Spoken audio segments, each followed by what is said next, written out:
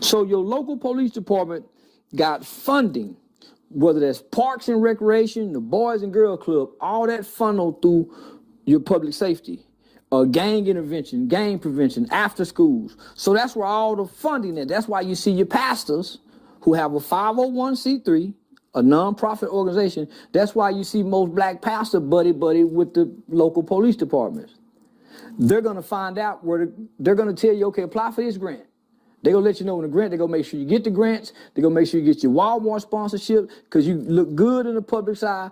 You partner with the police department. So once she gave me that game, that's what made me go over there to the police department. At the time, it was mostly white boys. And they had just brought in Fort Worth's first black police chief, guy by the name of Chief Joel Fitzgerald.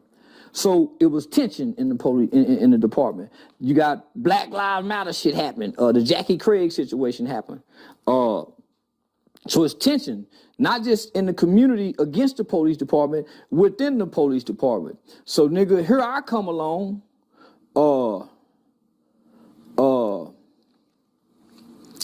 Jeffing.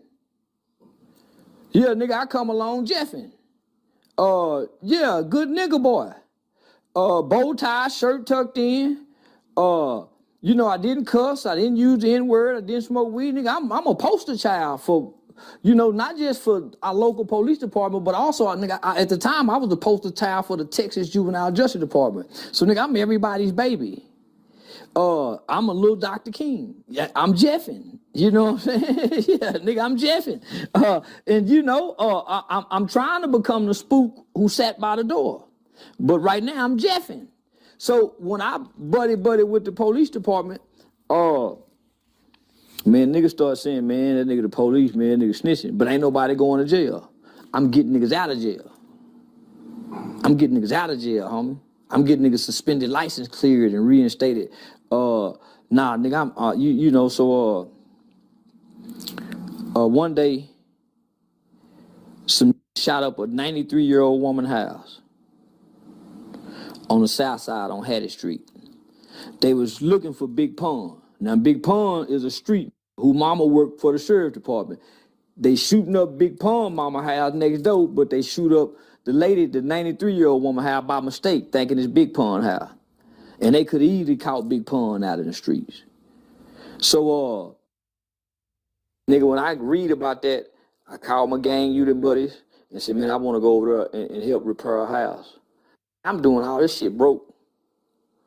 And so once I saw how many bullet holes came through her house, homie, and man, it's old. Yeah, she's 93 years old, homie. She could never have, in her mind, dreamed that when she moved into that house in that community, that one day she would have military bullets whistling past her head while she lay in the bed. So I started attacking the street elements of the community. So that's where the you street nigga, nigga, I call the police on you, hoe ass nigga. And matter of fact, I know where the dope house is. So I started using that tactic. At first it was out of anger, and disdain. But then, nigga, I noticed started really getting scared.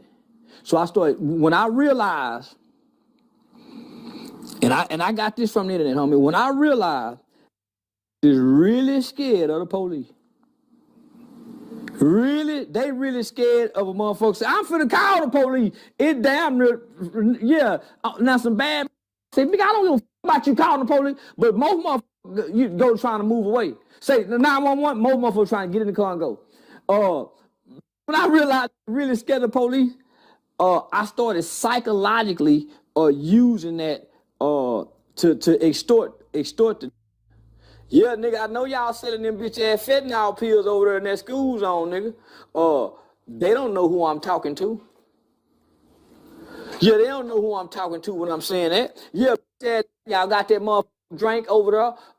So I'm just saying some shit. And then I started saying, yeah, you niggas seeing I'm having these backpack supply school giveaways out here, and you better start dropping shit off. Them niggas start dropping shit off. And that concept had came from, homie, had just reread that Black Panther Party book, what's that, the 5-Point Principles. I just read that book. When you know Huey P. Newton break down how you go connect in any community, feed, clothe, and educate. You can go to any community down there on earth. If you show up feeding them, putting clothes on their back, and educating them, they'll accept you and embrace you. Except them motherfucking countries, them, you know, that land that them motherfuckers don't have no contact with humans. Yeah, but nah, for the most part, homie, so that was a tactic that I would use anywhere throughout the city, anywhere throughout the country, homie. They go show up feeding the people. That's why I had the barbecue pit. We had the, our first summer at the lady, we had a feeding program, a summer nutritional program. We fed Monday through Saturday. Part of the federal requirements was they had to eat on the site. Whatever left over, y'all take it home. And then the grown folks started eating. So, nah, homie, my frustration. So the internet became my outlet. The internet became my punching bag. The internet became my gym because it was my outlet. And they had just created the live button.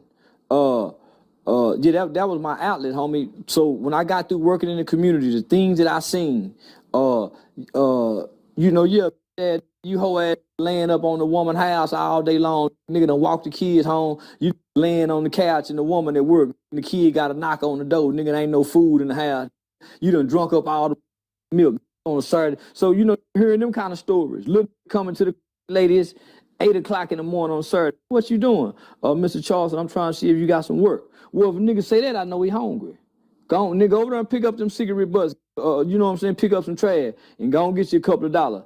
Get a little nigga $7, $8 for picking up. He go down to the Chinese store. When he come out, he got milk, homie. He ain't went and got no Cheetos. He got some milk because there wasn't no milk in the house. Stepdaddy, so hearing them kind of stories, so I come to the internet and, you know, nigga kick, you know, verbally kick niggas out, shaming. I went through my phase of the black woman this, the black woman that, you know, the Tommy Sotomayor shit. That's because I was broke at home, sharing a room with the kids in mama house. Yeah. Mama fussing at the kid. Yeah, I might, yeah. So now, so I went through the, you know, that phase of the internet, you know, so, but nigga, I was going to college. As I was learning the internet, I was going to college too, homie. So, this shit just didn't happen overnight. I strategically and well thought out to say, I'm gonna play a vilified character because I know everybody playing characters, homie. Everybody WWN. It don't stop WWN till he go in the house and take off his and start farting.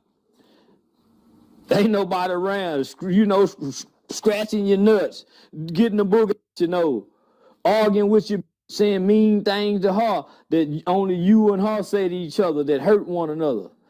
That's when you ain't WWN. And even then you got a WWE for your woman, for the kids. So I know everybody, why my hat, nigga, I got a hat say I think everybody playing. So that's a real concept. So during this time, street is staying back, looking at it on the internet. At this time, street ain't on the internet. Street and game related is saying, man, that internet is a dream, man. Motherfuckers showing you when they go out of town. You know, they looking at the criminal aspect, man. You can rob a motherfucker showing all that money. Man, you think the post, so they sitting back peeking. There's players, they saying, man, that is a player's dream. You can mac on the whole, write a letter, you know, so I'm peeping how the street is looking at it. And I'm listening to what they saying. Street despised internet back then. Internet on there showing them guns. Street back in that time when I was street niggas despise it. And they wouldn't get on there. Didn't give a damn about a social media page. it wasn't until the pandemic came. The street at the house with they went to fumbling and stumbling with this social media and end up getting the. That's the only reason street got on the internet, nigga. They done got it off the internet. Went back and got an old hoe that they been trying to get. Done jumped and say, hey, look this up. Look her up. And sent her a message and he done rekindled. That's the only way, yeah. That's how the street nigga got tricked. Then, the who know how to play, once they learn content creation, oh man, them niggas went to winning. 4 years, we just on there debating the Black Lives Matter movement because that had just came to the forefront during the creation of the internet. So during that time, we seeing a lot of police brutality videos and a lot of black people fighting videos. That was the propaganda that was being fed throughout the internet. Some of the most negative images and pictures and videos that you could possibly see of black people. And it was during Obama's administration. So that's when they were saying Russia got his hand in it. They were using propaganda to shape us. So they came out with the movie Social Dilemma. That changed everything about me and my reasoning for logging on to the internet. In the beginning, because now it's an addiction. You're not getting on the internet as an addiction. You ain't fit to quit. You know how hard you try. Shit an addiction. The dopamines that this shit let out, nigga, the chemicals and that this shit releasing you sometime, nigga, you ain't fit to quit this shit. So I know this now. You know what I'm saying? It's my lifelong vice. So, but once I watched Social Dilemma, and I watched it twice. Once I understand what this is, there's no way I could social network anymore. Arguing with a fuck, I used to write paragraphs. Put the spaces in it, write punctuation, sharing my ideologies and my political opinions. Once I understood what this is and the people on the other side that you can't see, what they make from us being on there and the extreme measures that they go to or go through to get us on here, nigga, there was no way I couldn't tap into the monetization. Because because they say when you know better, you do better, you get knowledge, you get understanding. Once you have understanding, then wisdom comes. That's what came from Social Dilemma. When I realized that this is almost like, this is up there with God. This is up there with God. And this got some power. It almost can think for you. Man, just know what you like. When you up at night, just strolling and looking at something, and you stop and look at this girl picture for too long, they make note of that. And if you ever try to sit this down, one day magically, the woman you keep looking at, they're gonna force y'all to become friends. They almost force y'all to meet at a grocery store. Homie, this shit is deep. So, the people from Silicon Valley, man, all these young people who created these, they went to our government and said, hey, man, we done f***ed up. This shit needs some regulation, but it's out of hand. So I'm not on here to argue with my feelings. When I got the word content creation, this is about content. I don't give who I said. Man, you said this. I said it online. It's content. I don't half the shit I done said online I don't mean, and half the shit I mean I ain't said. Nigga, this is about content. And at that time, It was me against the world. Everybody. Say, man, such and such died. Man, him. Say, Miss Parker died. Miss Parker. Man, God died. God. So it was everything. Because I wanted to go to the extreme. I wanted to do shit that wouldn't dare do or say. I even went and started saying, man, I don't white women protesting for Bill Cosby. And I went to holler about I done killed white folks.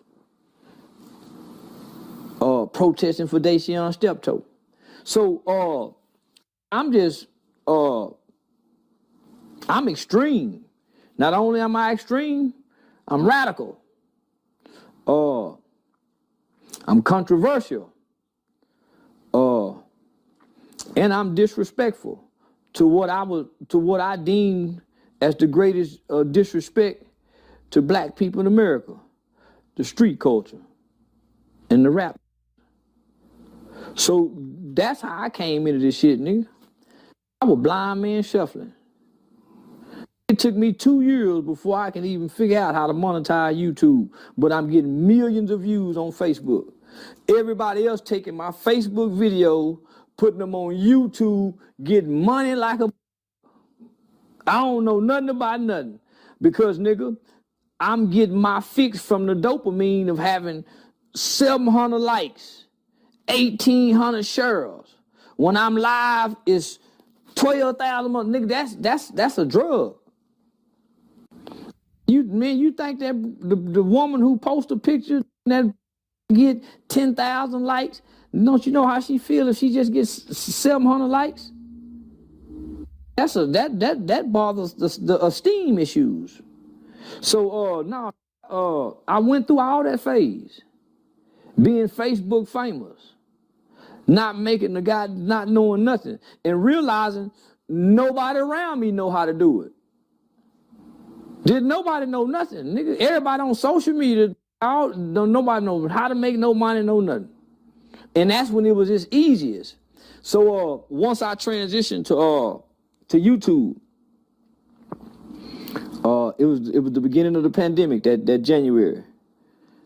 Yeah, that January of the pandemic, homie. I got a $200 check. By April, I think I had a $4,000 check.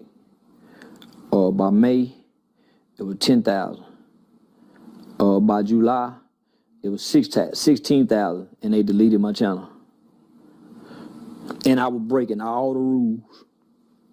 Didn't nobody tell me, man, what to do, not to do, nigga. I was breaking all the rules.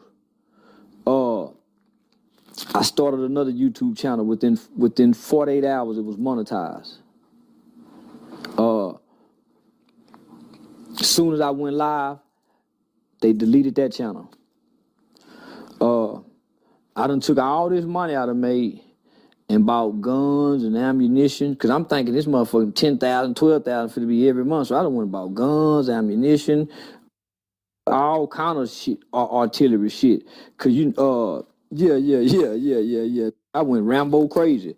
So me and my Robert Hockley, CEO Hockley, I was depressed. Done lost all this goddamn money arguing with these goddamn Asians. I done got into it with China Mac.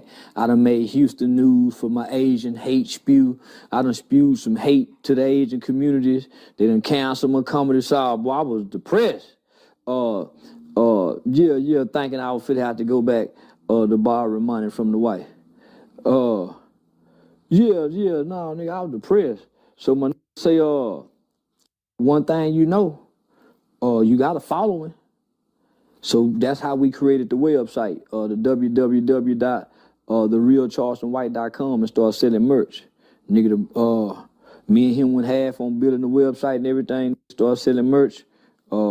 Shit, nigga, them first month, the merch did good, and the merch still do good. So that became residual. Started trying to figure out a way to I didn't want to be like Bosco 100, Nina Boy, JoJo Capone, Queens Flip, Who else? A whole bunch of them, homie. A whole bunch. I didn't want to get stuck on the internet. A lot of things, every day they got to wake up and rely on this. And you know, YouTube can play with your numbers. They can make it, you know what I'm saying? So I wanted to be able to take this following and see if I can make it transition into reality. So a lot of people have tried to done it. Vlad done tried to take his following, his millions of followers, and come do a podcast. He couldn't do it. They wouldn't follow him. DJ Academics done it. They tried to come sell out an arena. Motherfucker empty. So I was watching. I said, man, I don't want to be like these niggas stuck for years hollering at this motherfucking YouTube channel. And I can't make these same people who I'm asking to like, share, subscribe, and who cash apping me, giving me giving you the super chat money. You mean to tell me if I came to their city, they wouldn't buy a ticket? If I got my own website, they wouldn't, because if I sell my t-shirts off YouTube, Teespring, they get down to 50% of my money. If they send me some money through YouTube, YouTube gets 50% of $100. Can I get them to? So, homie, that became my focus. So that's what made me try comedy. And what made me try comedy is because I was in that YouTube studio often. The YouTube studio, your best friend if you got a YouTube channel. So I was in a YouTube studio, homie, paying attention to the analytical data. Not just looking at the numbers, but looking at looking at the comments. It's a different when you look on YouTube, but it's a way big different when you go to the studio and look at it. So nigga, consistently people kept saying, man, you need to try to do comedy. You need to try to do comedy. You need to try to do comedy. So nigga, my fan base spoke that to me and gave me that direction. Because nigga, I ain't know what, you know, nigga, I ain't know try to get in a movie. I ain't know how to transition from being on here, because this was starting to really supersede what I do in real life. The shit that I was starting to say on the internet started becoming so polarizing, it started superseding what I did in real life. So I had to figure out a way to separate this internet character from the real man, because they think the internet character is the real man. So now I got to create a character to put on stage, and that's where the Rat William funny come from.